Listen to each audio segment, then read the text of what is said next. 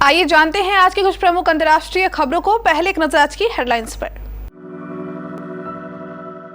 तुर्की Syria में 34,000 से ज्यादा मौतें। सीरिया बॉर्डर से लौटी 3 देशों की रेस्क्यू टीम। विद्रोहियों की झड़पों में जान गंवाने का डर। राहुल गांधी से उनके पीएम मोदी पर बयान को लेकर अवमानना नोटिस का जवाब मांगा गया। बाल ठाकरे नहीं बचाते तो यहां तक नहीं पहुंच पाते पीएम मोदी। उद्धव ने साधा बीजेपी पर निशाना।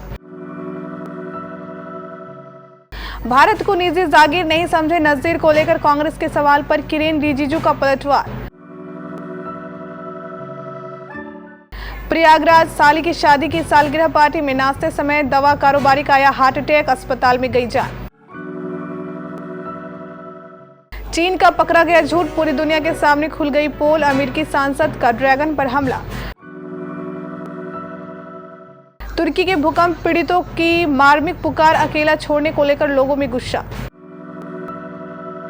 धूप पर पछुआ भारी, 35 किलोमीटर प्रति घंटा की रफ्तार से बही हवा। अगले 48 घंटों में गिरेगा पारा। Rapper MC Stan Bigg Boss 16 के विनर। शिव ठाकरे रनअप रहे, सलमान ने कहा असली विनर प्रियंका चौधरी। और दूसरे टेस्ट मैच के लिए भारत की प्लेइंग 11 तय। कप्तान रोहित शर्मा करेंगे इस प्लेयर को कुर्बान। तुर्की और सीरिया में भूकंप से खतरनाक तबाही मची है। इन दोनों देशों में अब तक 34,000 से ज्यादा लोगों की मौत हो चुकी है। मौत का आंकड़ा लगातार बढ़ता जा रहा है। इसी बीच कई देश सीरिया बॉर्डर पर रेस्क्यू ऑपरेशन छोड़कर वापस लौट रहे हैं। रविवार को इजराइल ने सुरक्षा कारणों का हवाला देते हुए अपनी टीम हतजाला ग्रुप को इमरजेंसी फ्लाइट से वापस बुला लिया।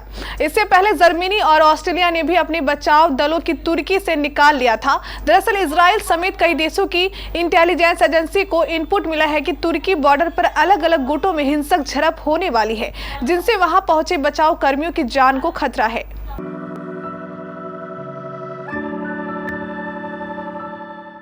कांग्रेस नेता राहुल गांधी से संसद में प्रधानमंत्री नरेंद्र मोदी उन पर टिप्पणी के संबंध में दिए गए नोटिस का जवाब देने के लिए कहा गया है। बीजेपी के निशिकांत दुबे और संसदीय कार्य मंत्री प्रहलाद जोशी ने कांग्रेस सांसद राहुल गांधी पर विशेष अधिकार हनन का आरोप लगाते हुए शिकायत दर्ज कराई है। लोकसभा सचिवालय ने कहा कि उन्हें बुधवार तक जवाब देना। लोकसभा सचिवालय ने कांग्रेस सांसद राहुल गांधी को पत्र लिखा है। बीजेपी सांसद निशिकांत दुबे और संसदीय कार्य मंत्री प्रहलाद जोशी के विशेषाधिकार हनन के नोटिस पर जवाब मांगा गया है। लोकसभा सचिवालय ने राहुल गांधी से कहा है कि वे 15 फरवरी तक जवाब दाखिल करें। शिवसेना अध्यक्ष उद्धव ठाकरे ने एक बार फिर बीजेपी पर निशाना साधा है। उद्धव ने कहा कि तत्कालीन प्रधानमंत्री अटल बिहारी वाजपेयी ने जब राजधर्म की बात की थी तो बाल ठाकरे ने पीएम मोदी को बचाया था। अगर ऐसा नहीं होता तो प्रधानमंत्री नरेंद्र मोदी इतनी दूर नहीं आते। साथ ही कहा कि मैं भले ही बीजेपी से अलग हो गया लेकिन मैंने हिंदुत्व को कभी नहीं छोड़ा। उद्धव ने कहा कि बीजेपी का मतलब हिंदुत्व नहीं है। उत्तर भारतीय जवाब चाहते हैं कि हिंदुत्व क्या है। एक दूसरे से नफरत करना हिंदुत्व नहीं है। 25 से 30 साल तक शिवसेना ने पॉलिटिकल दोस्ती की रक्षा की। उन्होंने कहा कि हिंदुत्व का मतलब हमारे बीच गर्मजोशी है। उद्धव ने कहा कि बीजेपी को अकाली दल शिवसेना से कोई मतलब नहीं था। सरकार ने रविवार को 6 नए चेहरों को राज्यपाल नियुक्त किया, जिनमें नाजीर भी शामिल है। वह राम जन्म भूमि बाबरी मस्जिद विवाद मामले में 2019 में ऐतिहासिक फैसला सुनाने वाले सुप्रीम कोर्ट के 5 न्यायाधीशों की पीठ का हिस्सा रहे हैं। नाजीर राजनीतिक रूप से संवेदनशील अयोध्या भूमि विवाद, 3 तलाक जैसे कई महत्वपूर्ण फैसले सुनाने वाली पीठ में शामिल रहे थे। नजीर को राज्यपाल नियुक्त किए जाने के फैसले की कांग्रेस ने आलोचना की है। वहीं केंद्रीय कानून मंत्री किरेन रिजिजू ने कहा कि उन्हें यह समझना चाहिए कि वे अब भारत को निजी जागीर नहीं मान सकते। शादी की सालगिरह पार्टी में नाचते समय आए हार्ट अटैक से युवा दवा कारोबारी की मौत हो गई। दवा कारोबारी की 3 निजी अस्पतालों में दिखाया गया। चिकित्सकों के जवाब देने के बाद परिजन उन्हें लेकर स्वरूप रानी अस्पताल गए, जहां चिकित्सकों ने उन्हें मृत घोषित कर दिया। इस घटना के बाद मचे कोहराम की वजह से सालगिरह की पार्टी की खुशियां पल भर में गम में तब्दील हो गई। पार्टी में परिजनों रिश्तेदारों के साथ नाचते समय दिल का दौरा पड़ने की यह घटना शनिवार की रात 11 बजे की है। सिविल लाइन से स्थित अतुल महेश्वरी मार्ग पर बंगला नंबर 9 के निवासी अमरदीप वर्मा की शाली पूनम की शादी की सालगिरह मनाई जा रही थी।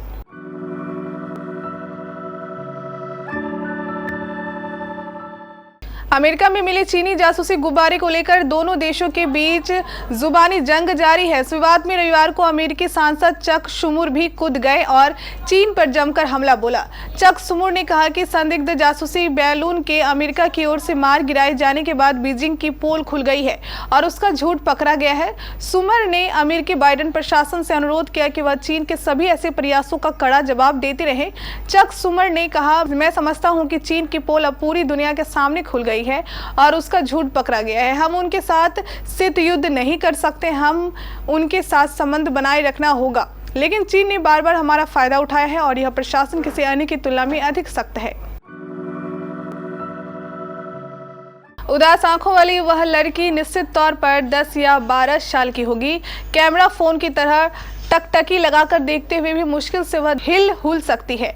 वीडियो बना रहे व्यक्ति की नजर अचानक उस पर पड़ी है और वह खुशी से चिल्लाने लगता है, यहाँ कोई है, यहाँ कोई है। लेकिन वहाँ धुंधली रोशनी और बर्फ गिरने की खामोशी के अलावा कुछ नहीं है। यह दक्षिण पूर्वी तुर्की की कोई जगह है जो कुछ ही दिनों पहले 2 भूकंपों से पूरी तरह विध्वस्त हो चुकी है, जिनकी तीव्रता रिएक्टर स्केल पर क्रमशः 7.8 और 7.5 थी। वह व्यक्ति उस लड़की के पास जाता है तो सीने तक कंक्रीट के मलबे में धसी है। स्पष्ट है कि वे एक दूसरे को नहीं जानते। धूप पर पछुआ भारी है। राजधानी समेत प्रदेश में तेज पछुआ हवा के झोंके से धूल पड़ी आंधी जैसी स्थिति बनी हुई है। रविवार को पछुआ हवा की गति 35 किलोमीटर प्रति घंटा रही। तेज हवा से एक बार फिर ठंड का एहसास होने लगा है। सुबह और शाम के तापमान में कमी आई है। मौसम विज्ञानी संजय कुमार ने मौसम पूर्वानुमान के आधार पर बताया कि अगले 48 घंटे के दौरान न्यूनतम तापमान में 2 से 4 डिग्री सेल्सियस की गिरावट की संभावना है। रविवार को 11.1 डिग्री सेल्सियस के साथ बांका में प्रदेश में सबसे ठंडा रहा। राजधानी का न्यूनतम तापमान सामान्य से 4 डिग्री गिरकर 16.6 डिग्री सेल्सियस दर्ज किया गया। वहीं अधिकतम तापमान सामान्य से 1.9 डिग्री गिरकर 28.6 डिग्री सेल्सियस दर्ज किया गया। रैपर MC स्टैन ने रविवार रात को बिग बॉस 16 का खिताब जीत लिया। शिव ठाकरे रनअप रहे। यह सीजन 4 महीने चला। इनाम में रैपर को 31 लाख रुपए और एक लग्जरी गाड़ी मिली। इससे पहले स्टैन MTV के विनर रह चुके हैं। टॉप 30 फाइनलिस्ट में प्रियंका चहर चौधरी, शिव ठाकरे, MC स्टैन पहुंचे थे। प्रियंका आखिर में एलिमिनेट हो गई। MC स्टैन को सबसे ज्यादा वोट मिले। शो का फिनाले करीब 5 घंटे तक चला।